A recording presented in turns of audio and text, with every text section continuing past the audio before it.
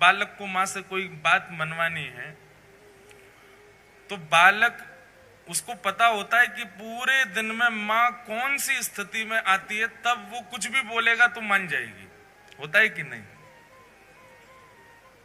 हमको तो पता होता था हमारी माता जी का सीक्रेट कि मैया हमारी जब इस स्थिति में आएगी उस समय हम जो बोल देंगे मैया उसमें हाँ बोलने वाली है, मना नहीं करने वाली।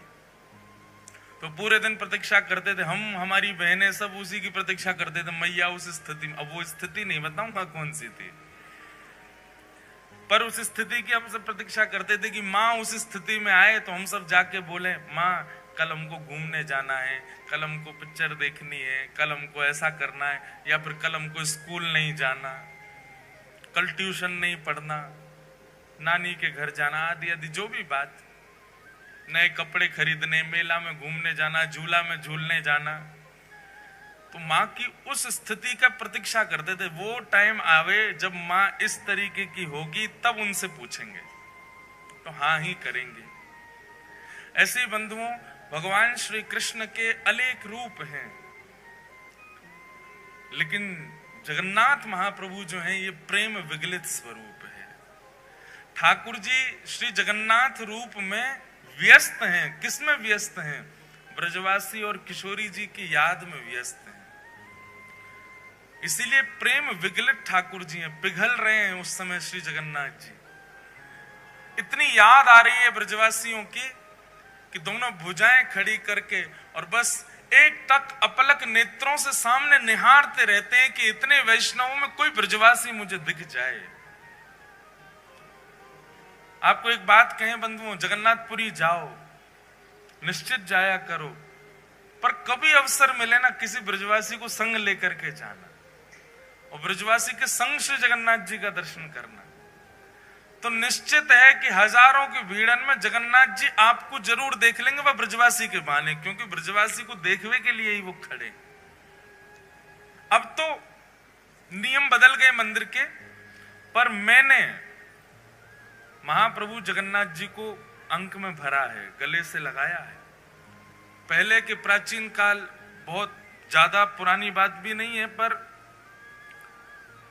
2007-8 से पूर्व की बात है, तब तक भी श्री जगन्नाथ जी के गर्भगृह में जाने की अनुमति थी।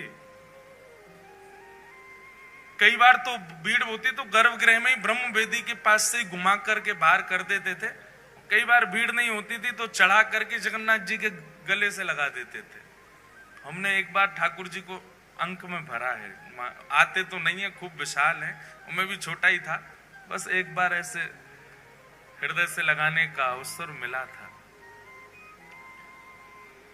तो श्री जगन्नाथ जी जो हैं ये प्रेम विगलित स्वरूप है ठाकुर जी का। इसमें ठाकुर जी व्यस्त हैं, ब्रजवासी और किशोरी जी की याद में व्यस्त हैं। ऐसे स्वरूप के सामने जाकर के आप जो बोलोगे, लेकिन आपको कानी देनी पड़ेगी ठाकुर जी को।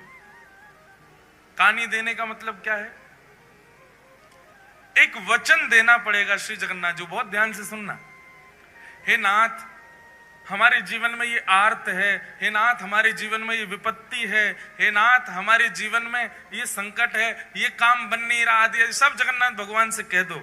लेकिन इसके बदले जगन्नाथ भगवान को एक लोभ दे दो, एक वचन दे दो। क्या? अगली बार आऊंगा तो एक ब्रजवासी को लेके आऊंगा, आपका काम पक्का ठाकुर जी पूर्ण करेंगे। क्योंकि श्री जगन्नाथ महाप्रभु को ब्रजवासी बहुत प्रिय है। हमारे स्वामी श्री हरदास जी की वाणियों में कहीं ऐसा प्रसंग आता है, एक बार स्वामी जी के कुछ वैष्णव जन वृंदावन से जगन्नाथपुरी जाने के लिए निकले, और उस समय की बात है जब इतने साधन नहीं हुआ करते थे। वृंदावन से वैष्णव निकले हैं जगन्नाथपुरी के लिए, और वृंदावन से वैष्णव जा रहे हैं तो अब जैसे भी साधन, पैदल जाएंगे, बैलगाड़ियों में जाएंगे, समय तो बहुत लगना है पहुंचने में। लेकिन जिस समय वृंदावन से वैष्णव निकलते हैं जगन्नाथपुरी दर्शन के लिए, यहां मंदिर में पुजारी जी जैसे जगन्नाथ भगवान को प्रणाम करने जाते हैं तो ब्रह्म वेदी पर बैठे गोल मटोल हमारे श्री जगन्नाथ जी ऐसे झूमने लग जाते हैं। तो पुजारी जी कहते हैं महाप्रभु जी आज बड़े प्रसन्न हो। बोले हम इसलिए प्रसन्न हैं क्योंकि वृंदावन से 4 वैष्णव निकले हैं जगन्नाथपुरी आने के लिए। हम अब हमको प्रतीक्षा नहीं हो रही है। मुझे एक एक क्षण का ऐसा लग रहा है कि कब वो क्षण आवे, ब्रजवासी सामने से आवे। भैया हम तुमसे प्रार्थना कर रहे हैं, उनकी रहने की उत्तम व्यवस्था कर देना, उनकी प्रसाद की उत्तम व्यवस्था कर देना, और वे जब आ जाए ना तो उनको ला करके मेरे हृदय से लगा देना। इतना प्रेम करते हैं श्री जगन्नाथ जी ब्रजवासियों से। उन्हीं ब्रजवासियों के स्मरण में श्री जगन्नाथ जी का ऐसा रूप, ऐसे हाथ, ऐसा उदर, ऐसा स्वरूप बन गया ठाकुर जी का। ये प्रेम की 10वीं अवस्था है। हम चर्चा करेंगे कल या परसों में प्रेम की 10 अवस्था। प्रेम की 10वीं अवस्था का स्वरूप क्या है कि प्रेमी अपने प्रियजनों की याद करके, अपने प्रेमी की याद करके, याद करता करता पिघलने लग जाता है मोम की तरह।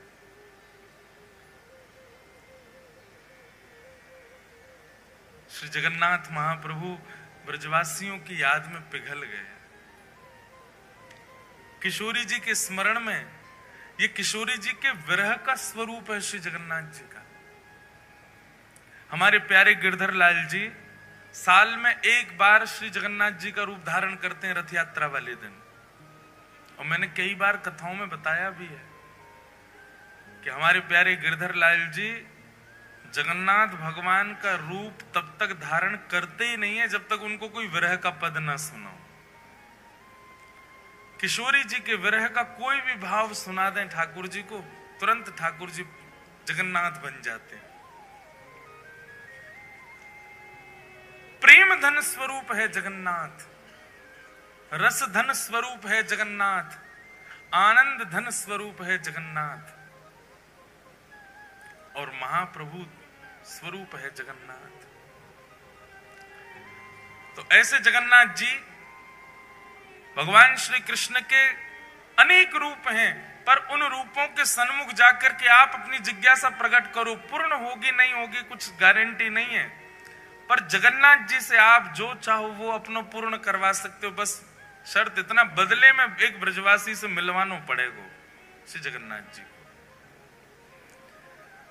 अगली यात्रा जब करो तो जैसे आप अपने मित्रों से पूछते हो, रिश्तेदारों से पूछते हो, पूरी चल रहे हो क्या, सब व्यवस्था कर लेंगे, एक किसी ब्रजवासी को ले जाओ, ब्रज के किसी रसिक से पहले तो संबंध बनाओ, उससे मित्रता करो, फिर उसको फोन करो कि भाई हम जगन्नाथपुरी जा रहे हैं, आप चलोगे क्या। पलकों पे बैठा के ले जाना ब्रजवासी को, चाहे सिर पे चढ़ जाए, लेकिन फिर भी ब्रजवासी को लेकर के जाना, तब दर्शन करना जगन्नाथ जी का।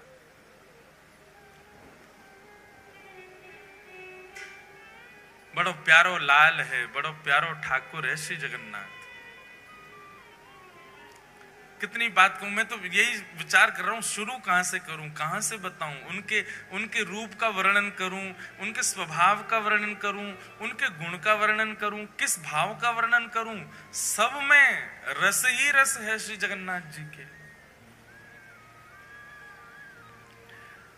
अनंत वर्षों तक निर्गुणियों ने, बहुत ध्यान से सुनिएगा, अनंत वर्षों तक निर्गुणियों ने निर्गुण ब्रह्म की उपासना की। निर्गुण समझते हैं, निर्गुण ब्रह्म समझते हैं, जिनका रूप नहीं होता, जिनका कोई गुण नहीं होता, जिनका कोई स्वरूप नहीं होता, उनको निर्गुण कहते हैं। निर्गुण ब्रह्म के उपासक क्या करते हैं, नेत्र बंद करके बस बैठे रहते हैं और एक शून्य का दर्शन करते हैं। उनके ठाकुर का कोई ना तो नेत्र है, ना कान है, ना नाक है, ना मुख है, कुछ भी नहीं है। अनंत वर्षों तक निर्गुणियों ने निर्गुण ब्रह्म की उपासना की, तब निर्गुण ब्रह्म की उपासना करने के फलस्वरूप उनको एक स्वर सुनाई दिया। और वह स्वर क्या था कि मैं आप लोगों के भजन से बहुत प्रसन्न हूं, पर आपका ये निर्गुण उपासक बनना ये आपको सुख देगा, मुझको सुख नहीं देता है। इससे केवल आपका पेट भर रहा है। निर्गुण की उपासना करके आप केवल अपनी इच्छा की पूर्ति कर रहे हो, अपने निर्गुण ब्रह्म की उपासना कर रहे हो, पर मुझे सुख नहीं मिल रहा है इससे। तब निर्गुणियों ने पूछा तो फिर ठाकुर जी आपको सुख कैसे मिलेगा? बोले कि जब मेरे स्वरूप को तुम लाड़ लड़ाओगे, मेरे स्वरूप को तुम निलाओगे, मेरे स्वरूप को नचाओगे, मेरे स्वरूप के आगे कीर्तन करोगे, उछल उछल करके नृत्य करोगे, मुझे कुछ प्रस्तुत करोगे, तब तो मुझे सुख मिले। अब मेरा कोई स्वरूप नहीं है, तुम बस ओम ब्रह्मणे नमः, ओम नमो नारायणाय आदि आदि अपने भावों से केवल एक शून्य का स्मरण करते हो, अपने आप की पूर्ति कर रहे हो, मुझे तो पूर्ण नहीं कर रहे। तब निर्गुणियों ने कहा, हे नाथ, तो फिर आप अनुग्रह कीजिए। निश्चित ही जब स्वर निकल रहा है तो मुख भी होगा, जब स्वर सुनाई दे रहा है तो अधर भी होंगे ना, आप दर्शन करा दो। तब प्रथम बार पृथ्वी पर, प्रथम बार ब्रह्मांड में भगवान के अधर का दर्शन हुआ, और वही अधर है श्री जगन्नाथ जी के अधर। ये अधर प्रकट हो गए ब्रह्मांड में। सबसे पहला सगुण साकार रूप यदि कोई आया है तो वो श्री जगन्नाथ जी का है। सबसे पहले अधर प्रकट हुए। अब देखो जगन्नाथ जी का रूप कैसा, पूरा काला है। ब्रह्मांड का स्वरूप कैसा, निर्गुण उपासक करने उनका भी काला ही दृश्य रहता है। निर्गुण के उपासक जो होते हैं उनको काले श्याम ही श्याम दिखता, उनके नेत्रों में कोई रंग नहीं होता। तब श्याम वर्ण पर ये लाल लाल ओष्ठ अधर दिखाई दी। जैसे ही अधरों का दर्शन किया निर्गुणियों ने, अधरों की बलैया लेने लगे। आहा कितने सुंदर अधर, कितने मधुर अधर। तब निर्गुणियों ने प्रार्थना की, बोले अधर दिख गए हैं, स्वर है तो मतलब अधर है, तो अधर है तो उसका मतलब नेत्र भी होंगे। तो कृपा करके ठाकुर जी आप अपने नेत्रों का दर्शन कराओ। और तब श्री जगन्नाथ महाप्रभु के विशाल नेत्रों का दर्शन हुआ। जैसे ही नेत्रों का दर्शन हुआ, जगन्नाथ स्वामी नयन पथगामी भवतु में, जैसे ही नेत्रों का दर्शन हुआ सब निर्गुणी दंडवत करने लगे। बोले नाथ अब हमारी स्थिति ऐसी है कि अधर और नेत्र देख करके ही हम इतने आनंद में भर गए हैं। स्थिति ये हो गई है कि इसके अतिरिक्त अगर आपका कोई और स्वरूप अब हमको इससे ज्यादा दिखाया गया तो प्राण ही निकल जाएंगे, हम तो इन दोनों पे ही न्योछावर हैं। इसलिए जगन्नाथ महाप्रभु के दो ही प्रधान हैं, अधर और नेत्र। नासिका नहीं दिखती है, वो नासिका की आकृति बनी है पर दिखती नहीं है। कर्ण दिखाई नहीं देते, हाथ के पंजे दिखाई नहीं देते, चरण दिखाई नहीं देते। श्री जगन्नाथ महाप्रभु दो ही रूप से विद्यमान हैं, अधर और नेत्र। इसके पीछे भी भाव है। अधर प्रकट हैं, इसका मतलब क्या है, बहुत ध्यान से सुनना। अधर प्रकट हैं इसका मतलब क्या है, ये बोलवे वाले ठाकुर जी हैं पर कुछ सुनने वाले होना चाहिए। कौन से ठाकुर जी हैं? बोलवे वाले ठाकुर जी हैं, बस कुछ सुनने वालों चाहिए। ये सुनवे वाले ठाकुर जी ना, इधर देखो, यहां देखो, सब लोग कथा सुनो। सुनवे वाले ठाकुर जी ना है, ठाकुर जी के कान तो छुप रहे हैं, दिखे ही ना रहे, केवल अधर। देखो वहां देखो, कहीं भी देखो, कहां पे जगन्नाथ जी के अधर ही दिखेंगे, अधर और नेत्र। जहां भी देखो स्वरूप में बोलवे वाले ठाकुर जी हैं। बस कोई भक्त में सामर्थ्य हो जो इनसे बुलवाए दे। और दूसरी बात, ये देखवे वाले ठाकुर जी हैं, और देखवे वाले भी ऐसे वैसे नहीं है। ऐसा देखवे वालो दूसरों ठाकुर ही ना है पूरे विश्व में। क्यों? बोले बाकी सब तो हमारे वृंदावन वाले ठाकुर जी के तो कटाक्ष नेत्र हैं, नेक नेक नेत्र हैं, वो नीचे करके धरे हैं। श्रीनाथ जी में चले जाओ, कटाक्ष नेत्र नीचे धरे। द्वारिका में तो नेत्र ही धारण ना करें। बद्रीनाथ भगवान तो तपस्या में बैठे हैं। लेकिन जगन्नाथ प्रभु बोले एक तो नेत्र हैं, वो भी थोड़ी बहुत ना खोल रखे, इतनी जोर से खोल रखे कि महाराज कोई बच नहीं जाए मुंह से। बच नहीं जाए मतलब भय के कारण नहीं, बच नहीं जाए कहीं मतलब मेरे नेत्रन से कोई चूक के चलो नहीं जाए, मैं सबको देख लूं।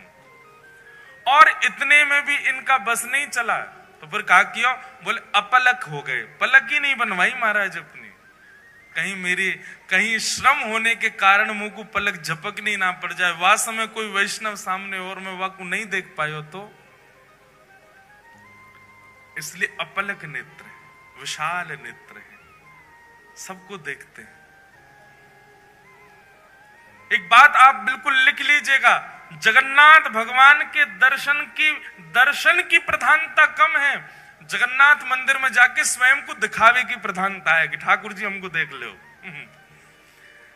आप लोग मंदिर जाते हैं और उछट उछट करके देख रहे हैं हमको जगन्नाथ जी दिख जाए। जगन्नाथ जी को मत देखो। आप जगन्नाथपुरी जाएंगे तो जगन्नाथपुरी में एक अनुभव, इधर देखो इधर देखो, जगन्नाथपुरी में एक अनुभव होगा आपको। अगर आपका भीतर प्रवेश नहीं हुआ, वो भी सुबह या शाम को ही खुलता है भीतर का दर्शन जो है, अधिकतर दर्शन कहां से होगा? जहां पर गरुण स्तंभ है, वो गरुण स्तंभ के, अब आप में से जगन्नाथपुरी गए कितने, पहले हाथ ऊपर करो। ओहो, फिर तो जो नहीं गए वो कैसे समझेंगे? मैं तो पूरी इमेजिनेशन बता रहा हूं। चलो, जो नहीं गए हैं वो इमेजिन ही कर लो। अगली बार जाओगे तो फिर आपको पहले से ही पता होगा गरुण स्तंभ कहाँ है, ठाकुर जी की ब्रह्मवेदी कौन सी है, ठाकुर जी का भोजन मंडप कौन सा है, ठाकुर जी की रसोई घर कौन सी है। ये सब पहले से ही सुन के चले। जो गए हैं उनका सौभाग्य, और जो नहीं गए हैं उनका बहुत बड़ा सौभाग्य कि आपको पहले कथा सुनने को मिल रही है। पहले पूरी जानकारी ले लो फिर चले जाना। लेकिन इस कथा के बदले आपको एक काम तो करना ही पड़ेगा कि 2025 आए उससे पहले जगन्नाथपुरी हुआ ना। और भाई ये कथा भूलने लग जाओ उससे पहले पहले हुआ ना। 4 दिना में हम वो रहस्य खोलेंगे यहाँ पर जो कोई को नहीं पता होंगे।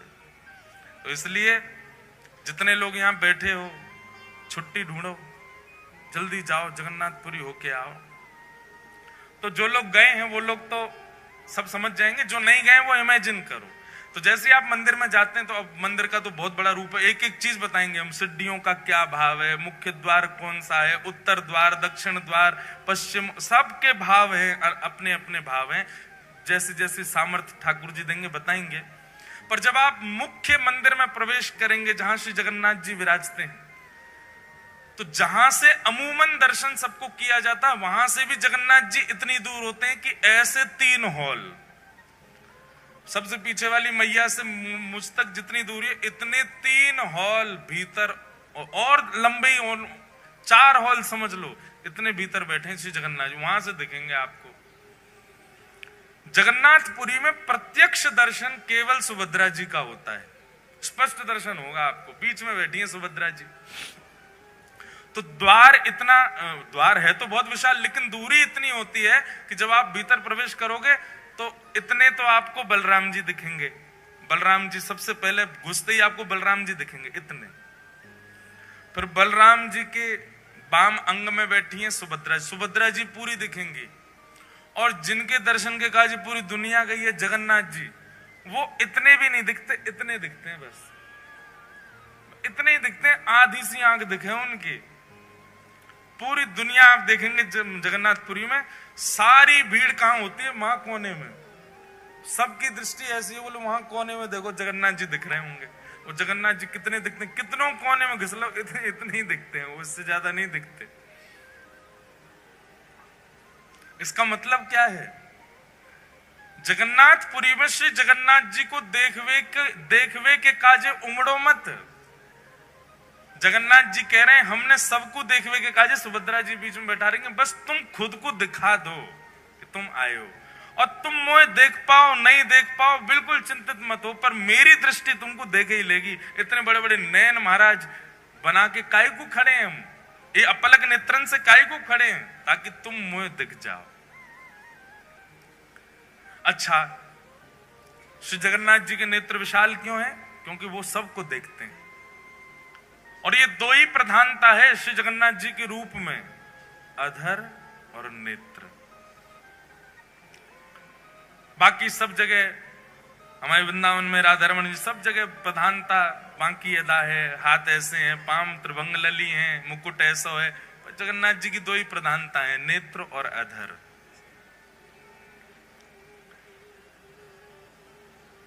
तो देखवे वारे ठाकुर जी, बोलवे वारे ठाकुर जी, कोई बुलवानो जाने बस जगन्नाथ प्रभु से। अधर हैं तो मतलब गावे वाले ठाकुर जी, इसलिए जयदेव महाप्रभु की स्तुति में गाए हैं ठाकुर जी। अभिनव जलधर सुंदर धृत मंदर, धृत मंदर श्रीमुख चंद्र चकोर, जय जय देव हरे। श्री राधा मुख चंद्र चकोर, जय। पहली बार ठाकुर जी गा रहे हैं किसी की स्तुति में, ये जय जय देव हरे ठाकुर जी गा रहे हैं, ये जयदेव महाप्रभु नहीं गा रहे हैं। इस अष्टपदी की विशेषता है कि जयदेव महाप्रभु तो वर्णन करना चाहते हैं जय जगदीश हरे, अभिनव जलधर सुंदर धृत मंदर ए श्रीमुख चंद्र चकोर, जय जगदीश हरे, ये लिखना चाह रहे हैं जयदेव महाप्रभु तो। पर जयदेव महाप्रभु ने जाकर के जैसे ही जगन्नाथ महाप्रभु को ये अष्टपदी सुनाई, ये अष्टपदी सुनकर के जगन्नाथ भगवान के अधर जो है वो बोल पड़े, और जयदेव महाप्रभु को वाद्य होना पड़ा अपनी लेखनी मिटाने पर। बोले जब ठाकुर जी स्वयं गा रहे हैं तो फिर हम अपनी क्यों थोपे जय जगदीश हरे। तो जैसे ही जयदेव महाप्रभु बोले अभिनव जलधर सुंदर धृत मंदर ए श्रीमुख चंद्र चकोर, जयदेव महाप्रभु तो गा रहे हैं जय जगदीश हरे, पर जयदेव महाप्रभु की आवाज किसी को सुनाई नहीं दी। इतने वेग से जगन्नाथ प्रभु ने गाया कि सबको एक ही स्वर सुनाई दिया, जय जय देव हरे। जगदीश की जय जय नहीं है, जगदीश को भजवे वारे जयदेव की जय हो। बोलवे वाले ठाकुर जी हैं जगन्नाथ जी, कोई बुलवानो जाने। अच्छा, जगन्नाथ जी के कान क्यों नहीं है? जगन्नाथ जी के कान दिखते क्यों नहीं है? बहुत सुंदर भाव है। बोले जगन्नाथ महाप्रभु कहते हैं, बोले कोई मेरो भक्त आर्तनाद आर्त भाव से मुंह को पुकारे, और वास्तव में वाक की रक्षा के लिए, वास्तव में वाक को दर्शन देवे के लिए मैं जैसे ही जाऊंगा, मेरे बगल में ये बैठी है मेरी बहन सुभद्रा, उबा के बगल में बैठे हैं बलराम जी, जे दोनों मुंह को रोकेंगे, अरे लाला कहां को जा रहा है, कौन के पास जा रहा है। और कहीं सुदर्शन जी ने या गरुण जी ने बता दिया कि फलाने भक्त के पास जा रहे हैं, तो ये दोनों तुरंत उसकी पूरी लिस्ट निकालेंगे। अरे वो तो अच्छा खाता भी नहीं है, वो तो अच्छा व्यक्ति भी नहीं है, उसके अंदर तो काम भी है, उसके अंदर तो लोभ भी है, उसके अंदर तो द्वेष भी है। ये सब मुझे उसके अवगुण बता करके मुझे रोकने का पूरा प्रयास करेंगे। जैसे कई बार होता है बच्चे कहीं जाना चाहते हैं तो माता पिता उसको रोकने के लिए उस स्थान की खूब सारी बुराइयां कर देते हैं। अरे झूला में नहीं झूलना चाहिए, उसके पेच ढीले हो जाते हैं, झूला गिर जाता है, कितने लोग मर जाते हैं। आइसक्रीम नहीं खानी चाहिए, क्यों? बोले दूध जो होता है वो सड़ा हुआ होता है। मैगी नहीं खानी चाहिए, क्यों? बोले इसमें गिराड़ होती है। ऐसे अवगुण बताते हैं तो बच्चे क्या होता है, डर जाते हैं। चॉकलेट नहीं खानी चाहिए, इसमें कीड़ा पड़ जाते हैं पेट में, पेट की सब चर्बी खा जाते हैं। बच्चे डर के मारे बोलते हैं अच्छा तो नहीं खाएंगे, फिर भी बच्चे खा तो जाते हैं। ऐसे ही श्री जगन्नाथ भगवान जब किसी भक्त पर कृपा करने के लिए जाते हैं तो ठाकुर जी ने मन में विचार किया, ये बगल में बैठे बलभद्र जी और सुभद्रा जी जे मानेंगे नहीं, ये जबरदस्ती उस व्यक्ति के अवगुण मुझको सुनाएंगे। अरे तुम किसके पास जा रहे हो, वो तो ऐसा है, वो तो ऐसा है, वो तो ऐसा है। नेक नेक आगे आ जाओ भैया, ये आगे आके जाएंगे कहां, इनके पीछे कौन आवेगो? अच्छा जगह है। पीछे वाले हो आप बुरो मत मानियो कि जेल से मैं बैठा दिए हैं। आप सब बहुत प्यारे हो हैं, बस ये थोड़ी व्यवस्था के लिए है। नेक नेक और याकू ये रेलिंग जो है इसको कल थोड़ा नेक और आगे है जाए तो देख लियो, बाकी आपकी इच्छा। बोलो जगन्नाथ महाप्रभु की। ऐसी रूखी जय बोल रहे हो हैं ठाकुर जी, आंख फाड़ के खड़े हैं, तुम ऐसे बोल रहे हो श्री जगन्नाथ महाप्रभु की। तो जगन्नाथ महाप्रभु ने मन में विचार किया, मेरा कोई भक्त मुझे बुलाएगा। सब लोग इधर देखो, आते जाएं बैठते जाएं, बस बाकी सब लोग बैठ जाओ। महाराज बैठ जाओ, इनको बैठा दो, बैठ जाओ, बैठ जाएंगे सब अपने आप।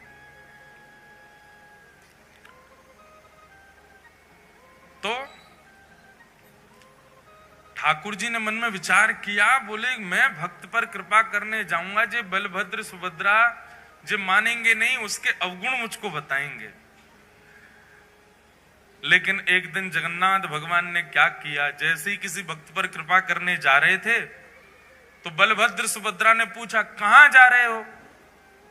उत्तर सुदर्शन जी ने दिया, बोले वहां जा रहे हैं उस भक्त के पास। बोले कौन भक्त? तब गरुण जी बोले वहां जा रहे हैं। महाराज बलराम जी लेके उसके सारे अवगुण बताने लगे। सुभद्रा जी कहने लगी वो तो ऐसा है, वो तो ऐसा है, उसके अंदर तो इतना काम है, वो तो क्रोधी है, वो तो लोभी है, लोभ के चक्कर में आपको याद कर रहा है, वैसे बिल्कुल याद नहीं करता है, आदि आदि सब बात कहने लगे। ठाकुर जी चुपचाप चलते ही जा रहे हैं, रुके ही नहीं रहे। ताऊ दादा बोले अरे लाला सुनना है रहो, इतनी देर तक कह रहा हूं मैं। ठाकुर जी फिर भी नहीं सुने, चलते गए चलते गए चलते गए। और जब उस भक्त के यहाँ पहुंच गए, भक्त के यहाँ पहुंच करके और सीधे उस पर कृपा कर दी। वहां पर कृपा करके अनुग्रह करके वाकु जो भी वाको भाव हो वो पूर्ण कर दियो। जैसे ही ठाकुर जी वहां पर कृपा करके लौटने लगे, बलराम जी खड़े गए, अरे लाला तू सुने ना है, तेरो बड़ो भैया मैं इतनी देर तक कह रहा हूं, तू ऐसे इन पर कृपा मत करे कर, जी बहुत लोभी व्यक्ति है, बहुत ऐसो है। सोई ठाकुर जी ऐसे कपड़ा पहन के रखते हैं, जगन्नाथ जी को कभी देखो मुफलर सा पहन के रखते हैं यूं, एक दिखाते हैं, एक दिख जाए तो ये हमारे जगन्नाथ जी। देखो जगन्नाथ भगवान कैसे कपड़ा पहने, ऐसे पहन के रखें जैसे कितनी सर्दी लग रही है इनको। सर्दी नहीं लग रही है, जो कान छुपा के बैठे हैं अपने। बलराम जी बोल रहे लाला तू सुने ना है, चलो जाए कहीं भी मुंह उठा के, और हमारी बातन ने ना माने। ठाकुर जी बोले कहा बोल रहे, सुनाई ना दे रही तो, अरे रुको। तब ठाकुर जी ने एक कपड़ा पीछे किया, बोले हाँ इतनी देर तक कहा बोल रहे, मुझको तो सुनाई ना दियो, मेरे तो कान छुपे रहे ना, मैं सुना ही ना पाऊं। तब सुभद्रा जी बोली कितनो चतुर है लाला, जाने अपने कान जामारे छुपा रखे हैं कि जो कोई भक्त पे कृपा करवे जाए और वास्तव में मैं और आप कहीं वह भक्त के अवगुण बताएंगे तो या कुछ सुनने पड़ेंगे, या हमारे पहले ही कान ढक के बैठने की, ताकि कोई भक्त पर मैं कृपा करवे जाऊं, वहां के अवगुण में कोई बताए तो वो पहले ही समझ जाए भैया मेरे कान छुपे, मैं सुन ना रहा हूं, मैं तो जाऊंगो वहां पर कृपा करके आऊंगो। इसलिए जगन्नाथ प्रभु के कान नहीं दिखते। बड़े अद्भुत हैं श्री जगन्नाथ जी, अपने कान छुपा के बैठे हैं। कोई महाप्रभु जी का अत्यंत निकट से दर्शन कर रहा हो, पीछे वाला कह रहा है देखो इसको तो इतने बढ़िया दर्शन हो रहे हैं, ठाकुर जी ये इतना योग्य नहीं है, हम योग्य हैं। ठाकुर जी उस समय भी यही कह रहे हैं, भैया मुझे सुनाई ना दे रही है, मेरे कान बंद हैं, जो मेरे समीप आ गए हो वो मेरो है, जो मेरे दृष्टि के आगे आ गए हो मैं वाकई कोई अवगुण विचार ना करूं। कैसे कैसे भक्तन पर श्री जगन्नाथ जी ने अनुग्रह किया है। हम व्यासपीठ पर बैठ करके कलम तोड़ करके कह सकते हैं पूरे ब्रह्मांड में सबसे दयालु यदि कोई है तो वो श्री जगन्नाथ जी, बहुत दयालु। इतनी दया कोई ठाकुर के भीतर नहीं है जितने हमारे श्री जगन्नाथ जी में।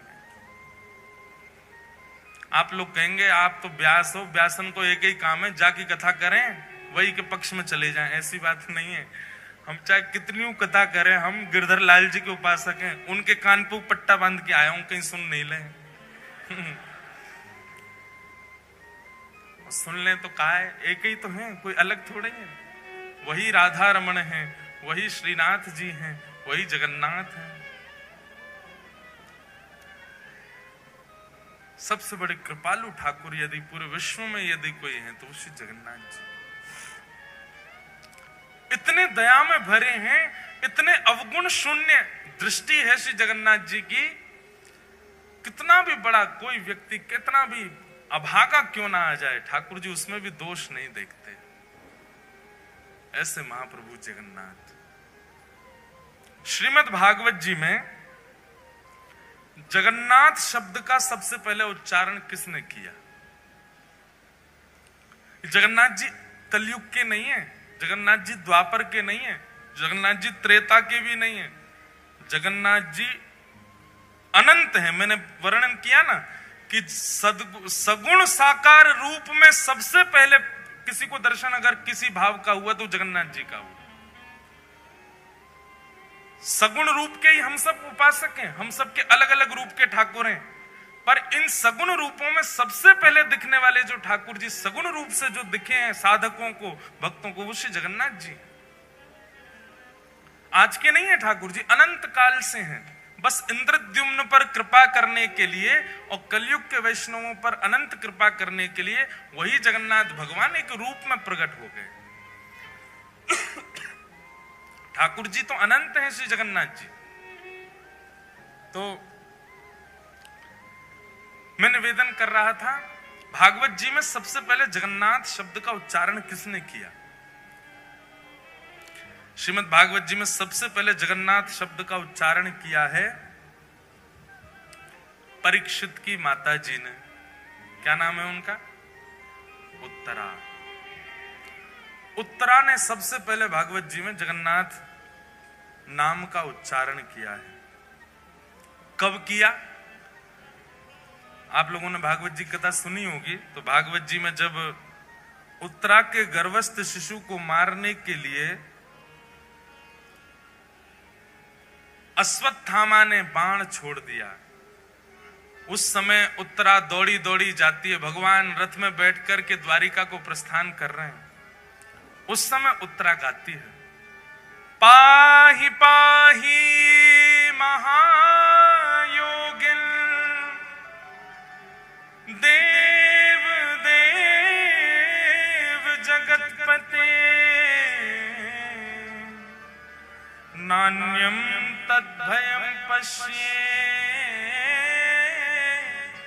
यत्र मृत्यु परस्परम नान्यम तद्भयं पश्ये यत्र मृत्यु परस्परम। जगन्नाथ जी को सबसे पहले पुकारा है श्रीमद् भागवत जी में उत्तरा ने। नाथ शब्द का अर्थ क्या होता है? नाथ किसको कहते हैं? रक्षक को नाथ कहा जाता है। किसको कहते हैं? रक्षक को। और मानव का रक्षक कौन होता है? रक्षक कोई नाथ कहते हैं और रक्षक कोई पति कहते हैं। पति को भी रक्षक, पति शब्द का अर्थ भी रक्षक ही होता है। कुल का रक्षक, पत्नी का रक्षक, बच्चों का रक्षक, वही पति।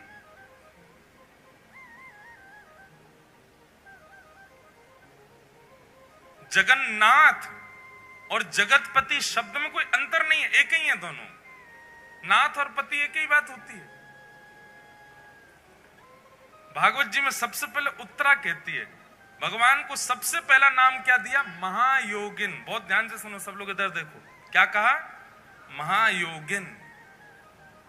कौन है? पाहि पाहि महायोगिन। महायोगिन का मतलब क्या है? बोले योगी नहीं है ये महायोगी है। बोले योगी किसको कहते हैं? बोले योगी उसको कहते हैं जो नेत्र बंद करके बैठा रहे, ध्यान लगावे, घंटों तक, वर्षों तक, महीनों तक नेत्र ना खोले, उसको योगी कहते हैं। बोले ये कौन है? बोले योगी नहीं है, ये महायोगी है। बोले क्यों? बोले जादनाते बैठे वादनाते आंख बंद ही नहीं करी है, आंख खोल के बैठे। आंख बंद करके बैठना ये एक योगी कर सकता है और कोई भी कर सकता है। आंख बंद करके कोई भी बैठ सकता, पर आंख खोल करके बैठना ये योगी नहीं कर सकता, ये तो महायोगी कर सकता है। आप नेत्र खोल करके अपलक नेत्रों से कितनी देर बैठ सकते हो? ज्यादा से ज्यादा 30 सेकंड 1 मिनट नेका देर में आंसू आने लगेंगे, आंखें लाल पड़ जाएंगी महाराज, पलक आपको झपकनी ही पड़ेगी। तो नेत्र बंद करके बैठना ये कोई बड़ी बात नहीं है, लेकिन फिर भी योगी मान लेंगे हम नेत्र बंद करके बैठने वाले को। पर ये कौन है? बोले ये तो महायोगी हैं। ये महायोगी क्यों है? बोले नेत्र खोल करके बैठे, अपलक नेत्रों से बैठे, झपकते ही नहीं है। पाही पाही महायोगिन। और कौन है? बोले देव देव, देवों के भी देव हैं। सारे देवता आते हैं और सब आकर के श्री जगन्नाथ जी को प्रणाम करते हैं। महाप्रभु जगन्नाथ जी के संपूर्ण मंदिर में 33 कोटि देवता हैं। पूरे मंदिर में सब प्रणाम करते हैं, सब नीचे आकर के हाथ जोड़ करके खड़े रहते हैं। तो कौन है? बोले देव देव, देवों के भी देव हैं। और कौन है? बोले तब नामकरण हुआ जगतपते, जगतपति, जगत के रक्षक, जगत के नाथ श्री जगन्नाथ जगतपति। ये पूरे विश्व की रक्षा करते हैं, पूरे जगत की रक्षा करते हैं। दो अर्थ होते हैं भगवान के नाम के। एक तो अर्थ है जगत के नाथ, और दूसरा जब हम जल्दी जल्दी बोलते हैं जगन्नाथ, मतलब जग के अन्न के नाथ। अब जगतनाथ कहो, जग के अन्न के नाथ कहो, बात एक ही हो जाती है। अन्न से ही हम सब लोगों का पोषण होता है। उस अन्न के जो स्वामी हैं वो जगन्नाथ। एक प्रकार से जगन्नाथ कहने का मतलब यह है कि हम सब पत्नी है, हमारे पति कौन है? श्री जगन्नाथ जी। हम सबके स्वामी हैं, हम सबके रक्षक हैं श्री जगन्नाथ। तो पाही पाही महायोगिन, देव देव जगतपते, नान्यम तद्भयं पश्ये यत्र मृत्यु परस्परम्। भगवान को जगन्नाथ कहकर के पुकारा है उत्तरा जी ने श्रीमद् भागवत में। जगन्नाथ जगतपति। नाथ नाथ नाथ भजो नाथ जगन्नाथ, नाथ नाथ नाथ भजो नाथ, नाथ नाथ भजो नाथ जगन्नाथ।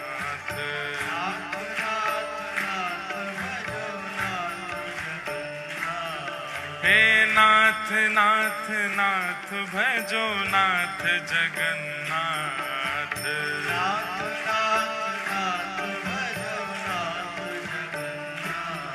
हे नाथ नाथ नाथ भजो नाथ जगन्नाथ।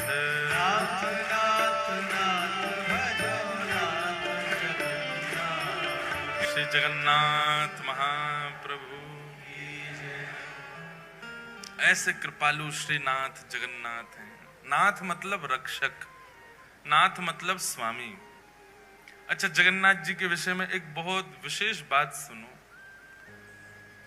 श्री जगन्नाथ महाप्रभु को सब प्रिय है, बस एक भाव छोड़ के। जब कोई उनका स्मरण करके या उनके सन्मुख जाकर के स्वयं को अनाथ कहे, महाप्रभु जी को बहुत विकलता होती है जब कोई स्वयं को अनाथ माने। कभी भी जीवन में स्वयं के प्रति अनाथ की भावना लगती हो, महाप्रभु जगन्नाथ जी का स्मरण करो, सबके नाथ।